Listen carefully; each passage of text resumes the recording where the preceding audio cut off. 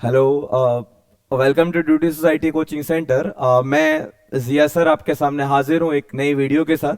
मतलब वही same energy और वही सेम इंटेंसिटी के साथ जो अपन लोग ऑफलाइन में रखते हैं। ठीक है, तो आज अपन लोग बात करने वाले 11th एंट्रेंस के मैथमेटिक्स की। तो जैसे उम्मीद है कि आप सभी को पता होगा कि 11th एंट्रेंस में मैथमेटिक्स का रोल बहुत इंपॉर्टेंट है, जहाँ पे 30 क्वेश्चंस मैथमेटिक्स के आते हैं।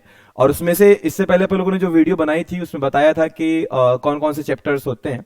तो वो सब चीजें आपको बता दी गई हैं, आप पुरानी वीडियो देख सकते हो। ठीक, तो आज अपन लोग बात करते हैं नंबर सिस्टम, मतलब कुछ चैप्टर्स की। जैसे जिसमें पहला जो चैप्टर है अपना 11th एंट्रेंस के लिए, जिसको अपन लोग क्या बोलते रहे, नंबर सिस्टम। ठीक है, तो अपन लोग आज बात करने वाले हैं नंबर सिस्टम के बारे में। तो समझा जाए अच्छे से, आपको बताते हैं कि नंबर सिस्टम पे किस किस तरह के सवाल पूछे जाते हैं और कितने तरह या कितने क्वेश्चंस पूछे जाते हैं नंबर सिस्टम पे।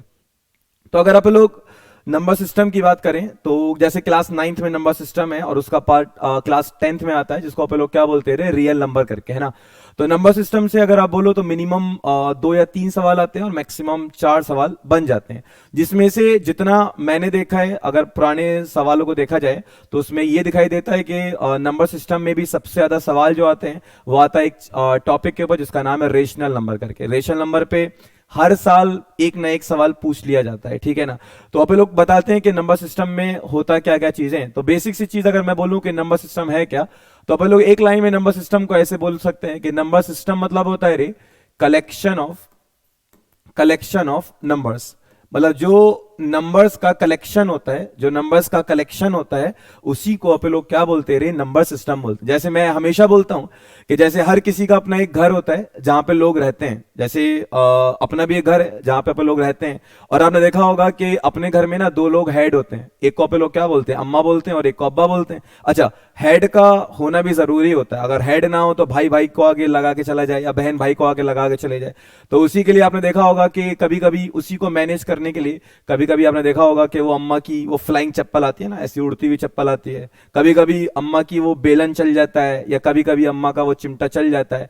जब ज्यादा मामला बिगड़ता है तो फिर अब्बा आते हैं वो बेल्ट वेल्ट लेने के बाद, है ना, ताकि सारी चीजें मैनेज रह सके। तो आप खुद सोचो कि जब एक जगह पे बहुत सारे नंबर्स रहते होंगे तो उनके अंदर भी परेशानी हुआ करती होंगी। रियल वाला कहता होगा भाई मैं रियल हूं, वो इमेजनरी को हटाने की कोशिश करता होगा। अब रेशनल वाला ताकतवर है, रेशन वाला कहता होगा नहीं भाई मैं भी रहूंगा, मैं इरेशन को हटाऊंगा। तो इसीलिए उन सारे नंबर्स का भी एक ऐसा हेड बनाया गया जो सारी ही चीजों को मैनेज करता है, और उस हेड को आप लोग बोलते हैं गाइस, उस हेड का नाम होता है कॉम्प्लेक्स नंबर। उस हेड का नाम क्या होता है रे, कॉम्प्लेक्स नंबर। मतलब बोला जाए, अगर कोई पूछे कि बताओ सारे नंबर्स का हेड कौन है, तो आप सिंपल बोलोगे कि सारे नंबर्स का जो हेड होता है उसका नाम क्या है रे, कॉम्प्लेक्स नंबर है। उम्मीद है कि आपको समझ में आ रहा होगा जो चीज मैं यहां पे आपको बताना चाह रहा हूं, ठीक है। मतलब आप जितने भी नंबर्स देखते हो, चाहे वो नंबर रियल हो, चाहे वो नंबर इमेजनरी हो, रेशनल हो, इरेशनल हो, प्राइम हो, कंपोजिट हो, इवन हो, ऑड हो, मतलब जितने भी नंबर्स हैं, सारे नंबर्स आते कहां से हैं रे, कॉम्प्लेक्स नंबर। मतलब उन सारे नंबर्स का जो हेड है वो कौन है, complex number.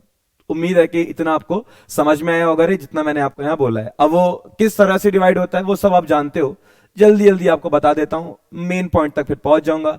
Complex number further divide होता है 2 पार्ट में, एक को बोलते हैं रे रियल नंबर, और जो दूसरा होता है उसको आप लोग बोलते हैं इमेजनरी नंबर, है ना। एक रियल नंबर और एक इमेजनरी नंबर, उम्मीद है कि सभी लोगों ने सुना होगा। इसके अलावा रियल नंबर फर्दर डिवाइड होता है 2 पार्ट में, एक को आप लोग बोलते हैं गाइस रेशनल नंबर, और जो दूसरा वाला नंबर होता है उसको आप लोग बोलते हैं गाइस इरेशनल नंबर, ठीक है। अगर कोई मुझसे बोले कि बताओ नंबर सिस्टम का सबसे इंपॉर्टेंट टॉपिक कौन सा है जहां से मेरे को 100% सवाल दिखाई दे, या 100%, चलो थोड़ा कम कर देता हूं, 90% बोल देता हूं, तो मैं बोल सकता हूं कि उसमें ये जो टॉपिक है ना, अगर मैं बोलूं ये जो टॉपिक है रेशनल नंबर वाला, ये टॉपिक सबसे इंपॉर्टेंट है रे।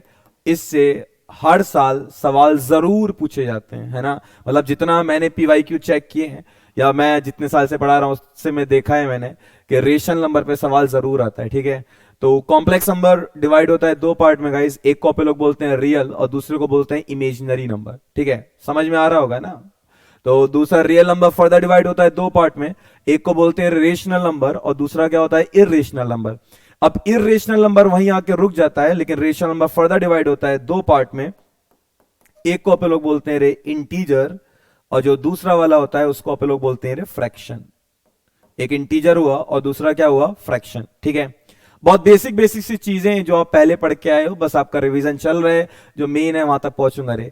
इंटीजर्स सभी को पता है sir, all positive numbers, all negative numbers including zero except decimal number. अगर अगर आप ही से सवाल पूछ रहा हूं रे, देखना रे इधर अच्छे से, आपसे सवाल पूछ रहा हूं क्या 1.5 इंटीजर है?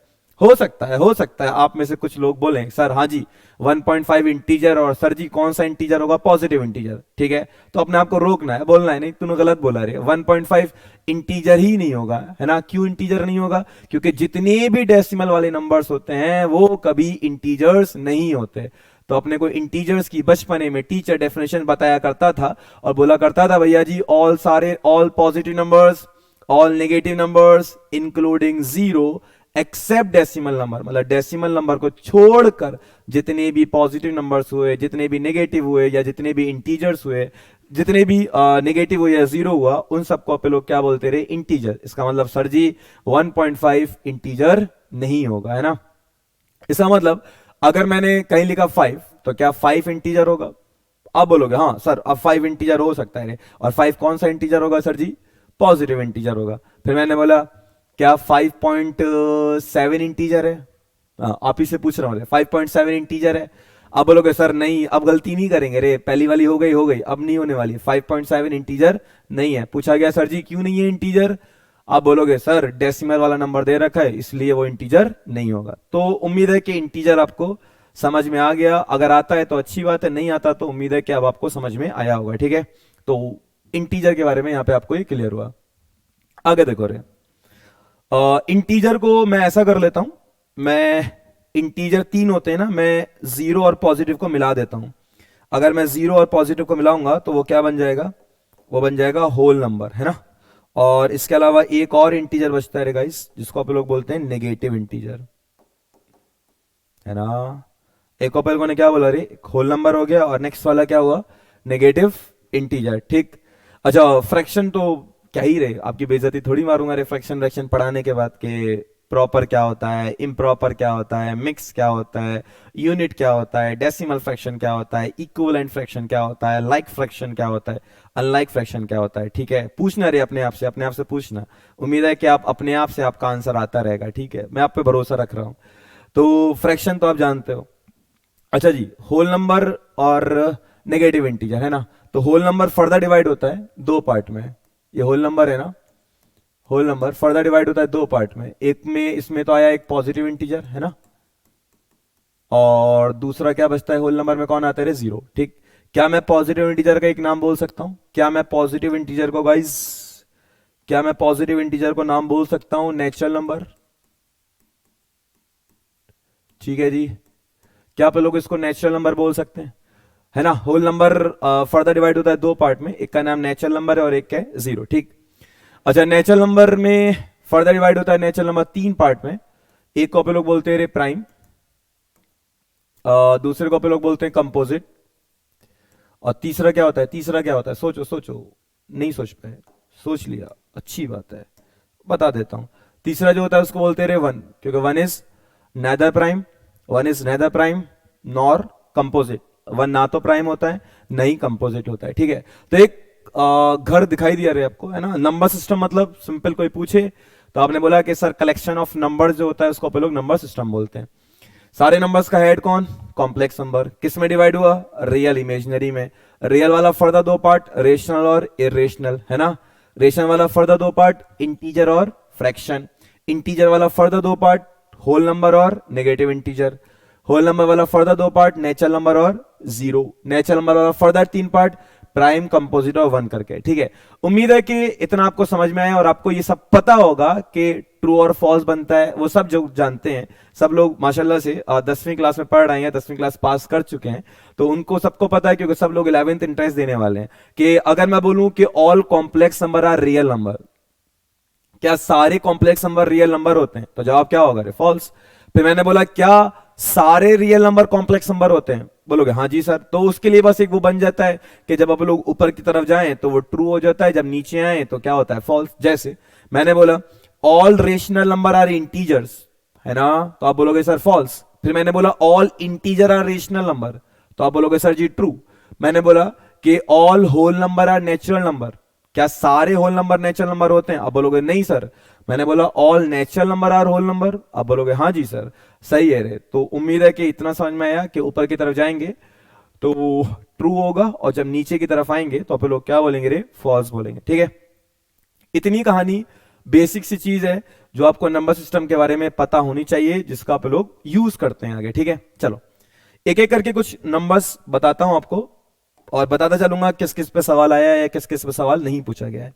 तो पहला आप लोग नंबर की बात कर रहे हैं जिसको आप लोग बोलते हैं कॉम्प्लेक्स नंबर। ठीक है, सवाल आया नहीं है रे अभी तक 11th इंट्रेंस में कॉम्प्लेक्स नंबर, लेकिन क्योंकि नंबर्स में आता है, टाइप्स ऑफ नंबर्स में आता है, तो सवाल पूछा जा सकता है ना। अच्छा, कॉम्प्लेक्स नंबर का एक सिंबल होता है, ये ऐसे जेड बनाते हैं या बीच में हॉरिजॉन्टल लाइन की बना देते हैं, छोटा जेड या हॉरिजॉन्टल लाइन बना देते हैं, तो उसका मतलब क्या होता है, कॉम्प्लेक्स नंबर। अच्छा, कॉम्प्लेक्स नंबर होता क्या है, सुनो। बोला जाता है the number which can be written in the form of a plus minus i b. कहने का मतलब अगर तुम किसी भी नंबर को a plus minus i b की फॉर्म में लिख सको, अगर तुम किसी भी नंबर को a plus minus i b की फॉर्म में लिख सको, तो उसी को आप लोग क्या बोलते हैं, कॉम्प्लेक्स नंबर बोलते हैं। समझ में आ रहा है? जहां पर अगर कोई पूछे कि ए और बी है क्या, तो आप सिंपल बोलोगे कि ए और बी कहलाता है गाइस रियल नंबर। ए और बी क्या कहलाता है, रियल नंबर। और स्मॉल आई है क्या रे, स्मॉल आई होता है आयोटा, जो किसको शो कर रहा होता है, इमेजनरी को शो कर रहा होता है ना। तो अगर कोई सवाल ऐसा पूछ ले कि बताओ कॉम्प्लेक्स नंबर की जनरल फॉर्म क्या होती है, तो आपको सिंपल बोलना है कि जो ए प्लस माइनस आई बी है, ये आपका एक कॉम्प्लेक्स नंबर है, कॉम्प्लेक्स नंबर जनरल फॉर्म है, ए और बी रियल नंबर है, और आई मतलब आयोटा होता है, जिसको आप लोग इमेजनरी बोलते हैं, है ना। अच्छा, क्योंकि मैं अलग से आपको इमेजनरी पढ़ाऊंगा, लेकिन मैं अभी बस बता देता हूं कि आयोटा है क्या। देखो, जब भी square root of minus one है, तो square root of minus one की एक वैल्यू होती है, जिसको आप लोग आयोटा बोलते हैं। ठीक है, ख्याल रखना बच्चों कि square root of minus one है, उसी की वैल्यू क्या होती है रे, आयोटा होती है। उसी की वैल्यू क्या होती है, आयोटा होती है। याद रहेगा ना, square root of minus one क्या होता है रे, आयोटा होता है। यहां तक बात आपको समझ में आई होगी, है ना।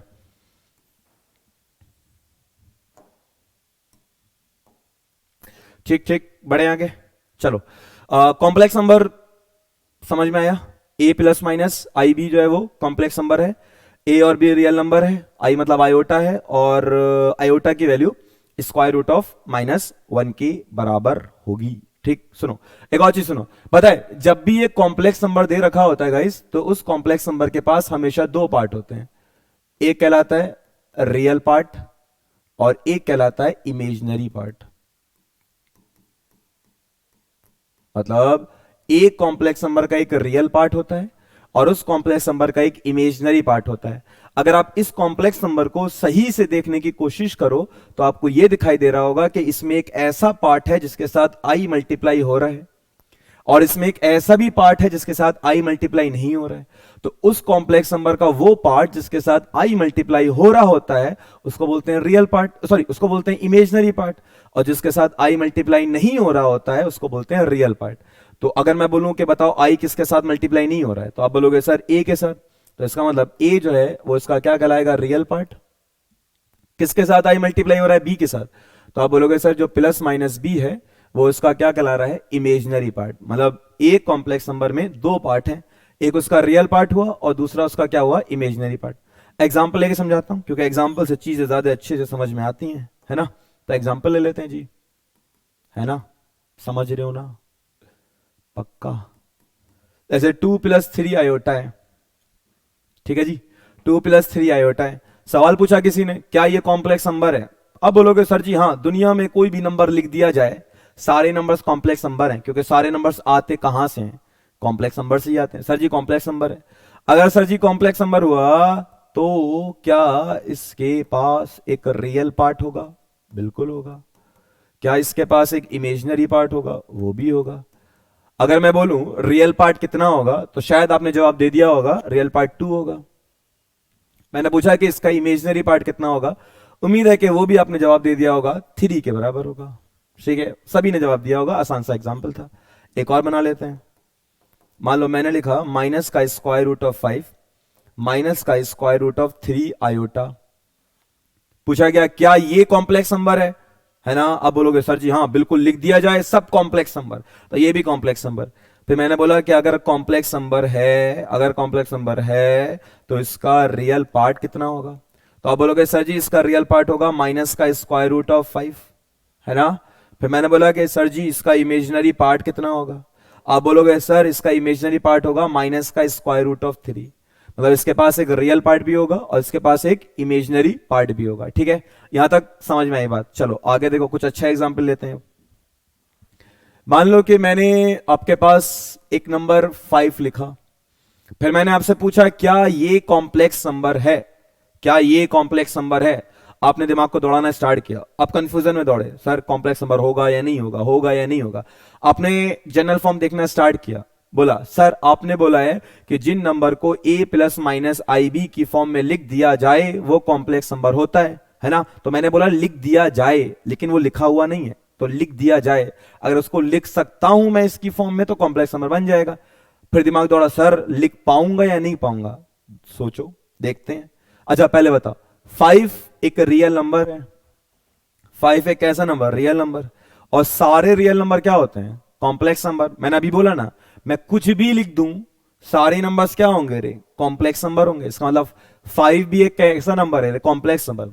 मन में आया सर अब लिख के दिखाओ ना a plus minus i b की फॉर्म में, तो क्या मैं 5 को लिख सकता हूं 5 प्लस 0 आयोटा, है ना? लिखा जा सकता है रे। प्लस या माइनस लगा दो रे, 0 से पहले प्लस या माइनस लगा, कोई फर्क पड़ता नहीं है, लिखा जा सकता है। 5 प्लस माइनस 0 आयोटा, हाँ जी सर लिख दिया जाएगा। अगर लिख दिया जाएगा सर जी तो इसका एक रियल पार्ट होगा और एक कैसा पार्ट होगा? Imaginary part. मेरे को इसका रियल पार्ट बोलो रे, किसके बराबर होगा? 5, है ना? फिर मैंने बोला कि बताओ मेरे को इसका इमेजिनरी पार्ट कितना होगा? आप बोलोगे सर जी ये इमेजिनरी पार्ट तो इसमें है ही नहीं, और है भी तो आपने 0 लगाया है, तो इमेजिनरी पार्ट कितना हुआ? 0। फिर मैंने एक सवाल पूछा आपसे, क्या तुमको ये कॉम्प्लेक्स नंबर बाकी कॉम्प्लेक्स नंबर से अलग दिखाई दे रहा है? अब बोलोगे सर हाँ जी। कैसे? सर इस वाले में रियल पार्ट कुछ था, इमेजिनरी पार्ट भी कुछ था, इस वाले में भी रियल पार्ट कुछ था और इमेजिनरी पार्ट भी कुछ था, लेकिन सर इसमें रियल पार्ट तो है लेकिन इमेजिनरी पार्ट 0 है। तो बोला गया भैया जी कि जिस कॉम्प्लेक्स नंबर का इमेजिनरी पार्ट 0 हो ऐसे कॉम्प्लेक्स नंबर को बोलते हैं प्योर रियल कॉम्प्लेक्स नंबर। अगर कोई पूछे कि बताओ प्योर रियल कॉम्प्लेक्स नंबर क्या होता है, तो बोलेंगे एक ऐसा कॉम्प्लेक्स नंबर जिसका इमेजिनरी पार्ट किसके बराबर हो? 0। याद रखना गाइस, अच्छी चीज है, पूछी जा सकती है। जब कोई महंगा सवाल मतलब हार्ड सवाल अगर पूछा जाए तो ऐसे बन सकता है रे, ठीक है ना? तो ख्याल रखना है रे कि प्योर रियल कॉम्प्लेक्स नंबर क्या होता है? जिसका इमेजिनरी पार्ट कितना होगा? 0 के बराबर होगा। ठीक है जी, एक और एग्जांपल बनाते हैं। देखो जी, मैंने एक लिखा 2 आयोटा, मैंने पूछा क्या ये कॉम्प्लेक्स नंबर है? आप बोलोगे हाँ जी है। कैसे? मैंने कहा लिख कर दिखा। आपने बोला देखो सर फटाक से लिख सकता हूं, 0 प्लस 2 आयोटा लिखा जा सकता है ना, 0 प्लस 2 आयोटा।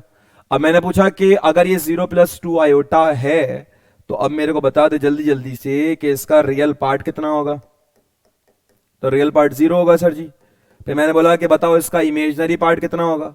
आप बोलोगे सर वो 2 के बराबर होगा। सर देखो सही से, इसमें सर रियल पार्ट 0 आ रहा है ना? हाँ, तो जिसका रियल पार्ट 0 आ जाए ऐसे कॉम्प्लेक्स नंबर को क्या बोलेंगे रे? प्योर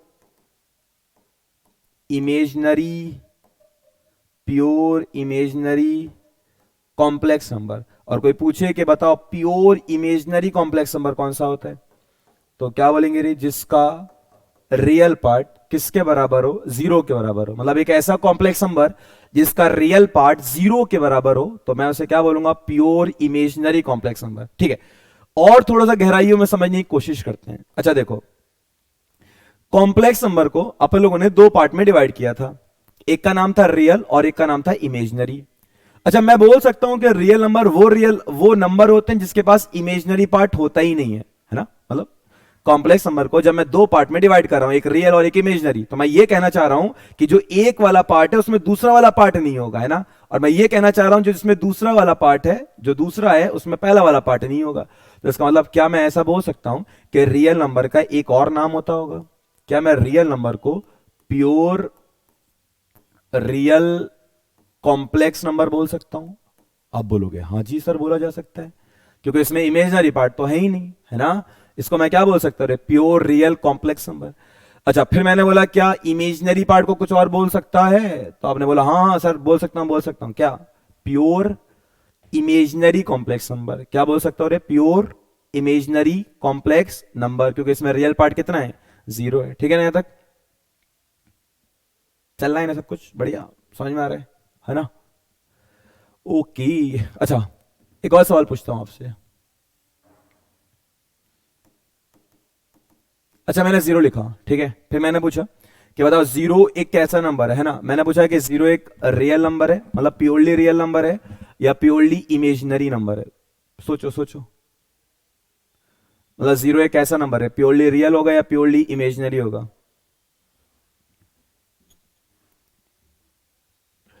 अब बोलोगे सर अगर मैं 0 को जनरल फॉर्म में लिखने की कोशिश करूं, अगर मैं 0 को उस फॉर्म में लिखने की कोशिश करूं, तो क्या बोलूंगा? अरे 0 plus 0 iota.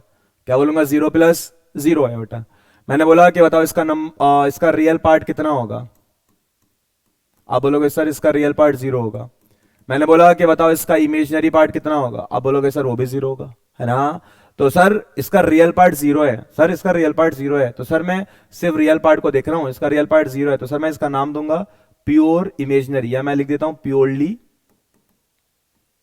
Imaginary complex number.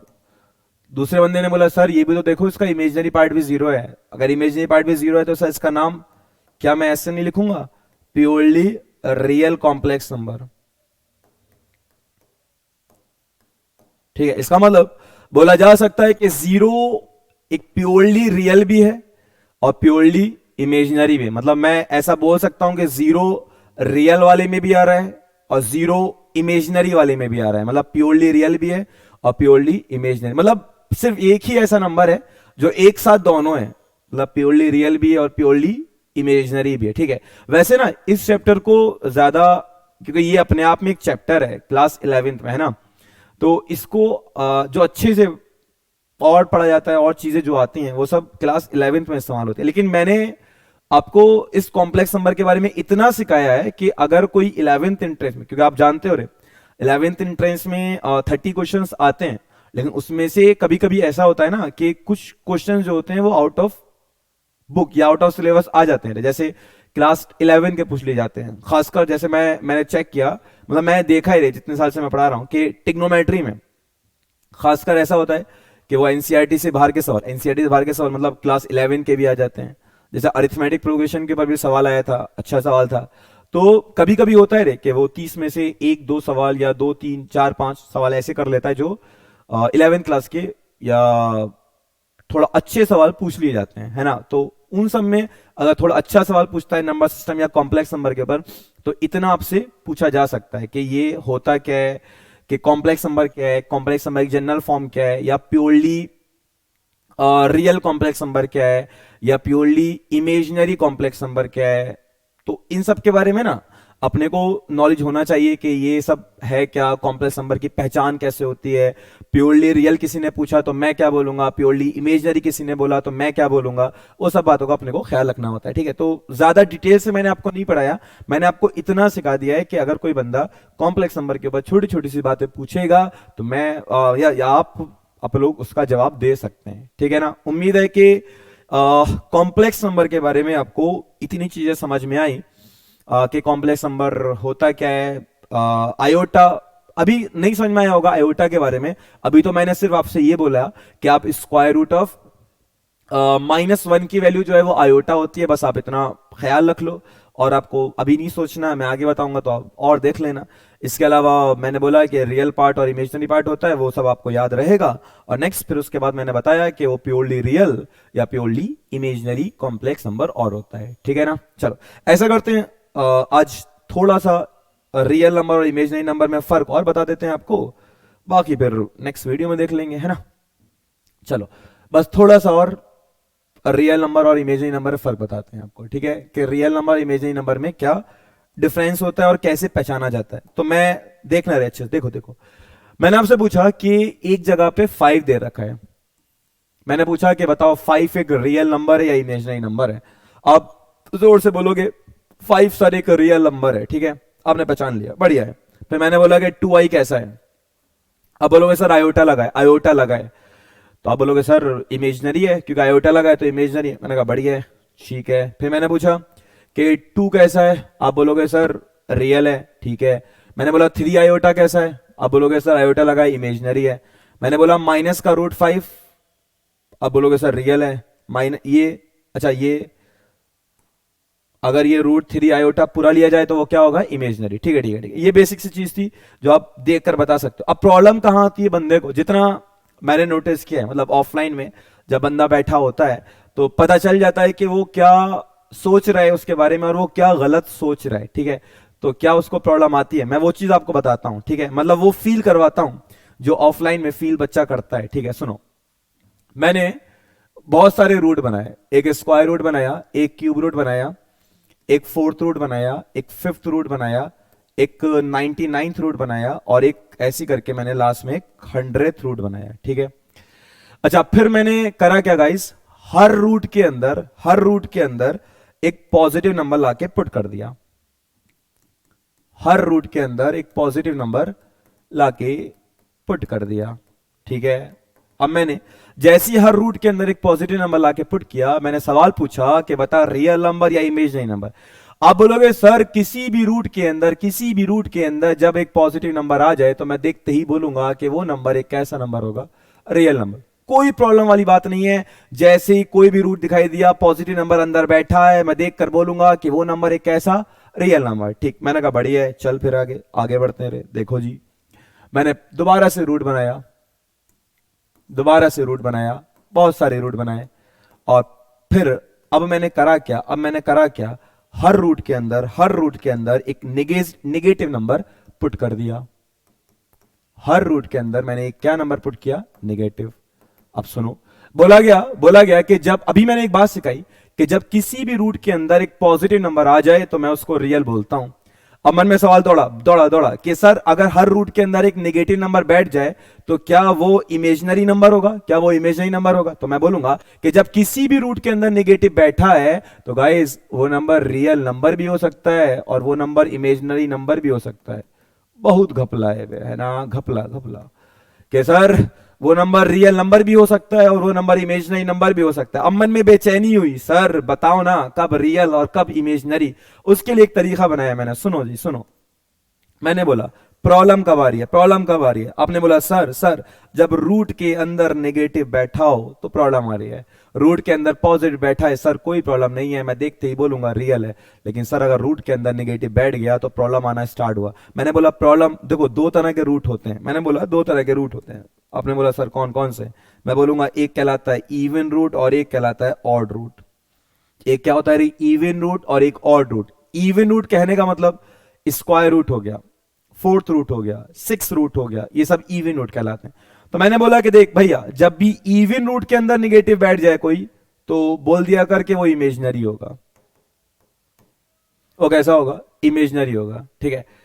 फिर मैंने बोला कि अगर ऑड रूट के अंदर नेगेटिव बैठा है, ऑड रूट के अंदर नेगेटिव होने का मतलब cube root, 5th root, 7th root, 9th root, 11th root, अगर इनके अंदर कोई नेगेटिव बैठा है तो मैं बोलूंगा कि वो नंबर कैसा नंबर होगा, रियल नंबर, ठीक है। अब तेरी सारी जो तेरे को बेचैनी थी ना वो अब यहां से दूर हो गई है ना, कि सर इवन रूट के अंदर नेगेटिव बैठा है तो इमेजिनरी और ऑड रूट के अंदर नेगेटिव बैठा है तो सर वो कैसा होगा, रियल। सर एग्जांपल और दे दो, जितनी बेचैनी थोड़ी सी और बची है वो भी खत्म हो जाएगी, ठीक है, वो भी खत्म कर देता हूं। मैंने लिखा square root of -4, square root है और अंदर माइनस बैठा है, इवन रूट के अंदर नेगेटिव बैठा है। मैंने पूछा बता इमेजिनरी या रियल, आपने बोला इमेजिनरी। मैंने बोला कि बताओ cube root of -8, sir odd root है और उसके अंदर नेगेटिव बैठा है सर, तो मैं बोलूंगा कि ये नंबर कैसा होगा, रियल होगा रे। ये नंबर कैसा होगा, रियल होगा, और वो कैसा होगा, इमेजिनरी होगा। ठीक है, उम्मीद है कि तुमको पहचानना आया कि कौन सा नंबर रियल नंबर होता है और कौन सा नंबर इमेजिनरी नंबर होता है। ठीक है, तो जितना आज पढ़ाया गया है ना, मतलब मैंने तो आज बेसिक सी चीजें बताई हैं कि कॉम्प्लेक्स नंबर क्या होता है, या इन सब के बारे में कुछ चीजें आपको और बताइए नंबर सिस्टम के बारे में।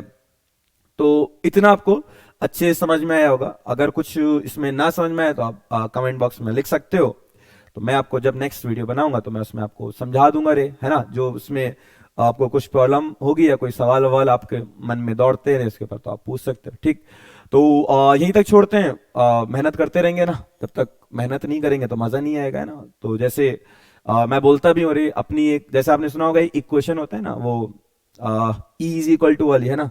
तो अपनी एक इक्वेशन है ना, कि ई बराबर किसके होता है रे, ई बराबर किसके होता है रे, एम प्लस एल के, है ना।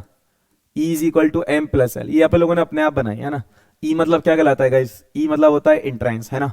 एम मतलब होता है मेहनत और एल मतलब होता है लक। तो कोई भी इंट्रेंस, चाहे वो 11th हो, चाहे वो 9th हो, चाहे वो आईआईटी का हो, चाहे वो नीट का हो, उसके लिए दो चीज अपने को चाहिए होती है ना, एक मेहनत और एक लक। ठीक ना, मेहनत भी जरूरी होती है रे, बिना मेहनत के तो कुछ होता ही नहीं है ना। लेकिन लक भी साथ साथ होना चाहिए ना, ऊपर वाली की मर्जी भी होनी चाहिए, है ना। तो मेहनत प्लस लक, अगर दोनों चीजें साथ चलती रहेंगी तो फिर 11th एंट्रेंस क्वालिफाई हो जाएगा। अब तुम ऐसा तो नहीं बोलोगे रे मेरे से, सर मेरी ऊपर वाले से बहुत जुगाड़ है ना, ऊपर वाले ने कह दिया है कि तू मेहनत कर मत कर तेरा सिलेक्शन हो ही जाएगा। ऐसा भी नहीं है रे, ऊपर वाला उन्हीं की सुनता है, ऊपर वाला उन्हीं की सुनता है जो क्या करते हैं रे, मेहनत करते हैं ना। तो मतलब डायरेक्टली समझो या इनडायरेक्टली समझो, आपको करना क्या है, मेहनत कर रहे हैं। ठीक है, तो जब अपन लोग दोनों लोग मिलकर मेहनत करेंगे ना, मैं भी मेहनत करूंगा आप भी मेहनत करेंगे, जब दोनों लोग मिलकर मेहनत करेंगे तो फिर वो जो 11th एंट्रेंस क्वालिफाई करना है रे अपने को, वो आसानी से हो जाएगा। मैं क्वालिफाई की बात नहीं कर रहा, मैं ये बोल रहा हूँ कि रैंक के साथ क्वालिफाई हो जाएगा। ठीक है, तो उम्मीद है कि आप अपने साथ मेहनत करते चलोगे। अभी आप लोगों ने एक बनाई है, ये लेक्चर दिया है, आगे आगे और भी लेक्चर आपको प्रोवाइड करते रहेंगे। ठीक है, तो मिलते हैं फिर एक और वीडियो के साथ। जब तक क्या करना है रे, कुछ नहीं करना, मेहनत करनी है। ठीक है, उम्मीद है, चलो best of luck, thank you.